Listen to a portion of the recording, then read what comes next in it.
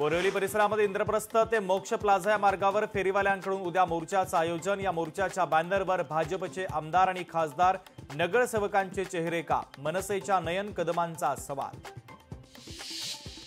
संजय राऊत पुन्हा मैदानात दिसतील। राऊतांच्या तब्येतीची विचारपूस केल्यानंतर उद्धव ठाकरेंची माहिती। दोघांच्या सहमतीने असलेले प्रेम संबंध तुटले तर त्याच्या आधारे पुरुषाविरोधात दाखल केलेला बलात्काराचा गुन्हा ग्राह्य धरला जाणार नाही, सर्वोच्च न्यायालयाचा निर्वाळा।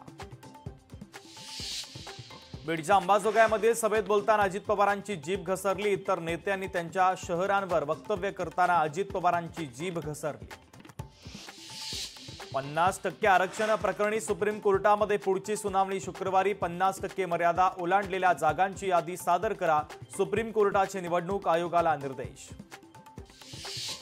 गौरी पालवे गरजेच्या आई-वडिलांचं एसपींना पत्र। अनंत गरजेच्या घरावरील दिवसभरातील सीसीटीव्ही मिळवा अशी मागणी। मोकाट 2 आरोपींना अटक करण्याची पत्रातून केली मागणी। आक्षेपार्ह टी शर्ट घालत कामराजची आरएसएसवर टीका। कुणाल कामराचं ट्विट जोरदार व्हायरल। कोल्हापूरच्या बालिंगा इथं गर्भपात रॅकेट उघडकीस। लोकशाही मराठीच्या बातमीनंतर गुन्हा दाखल। गर्भपाताच्या गोळ्या आणि मशीनचं एक एजंट आणि महिलेलाही पोलिसांनी घेतलं ताब्यात।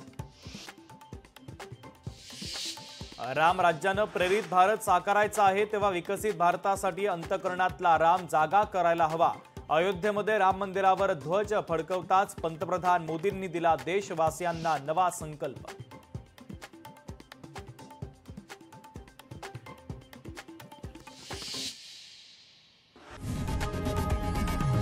लोकशाही मराठी ऐका, पहा, जागरूक रहा।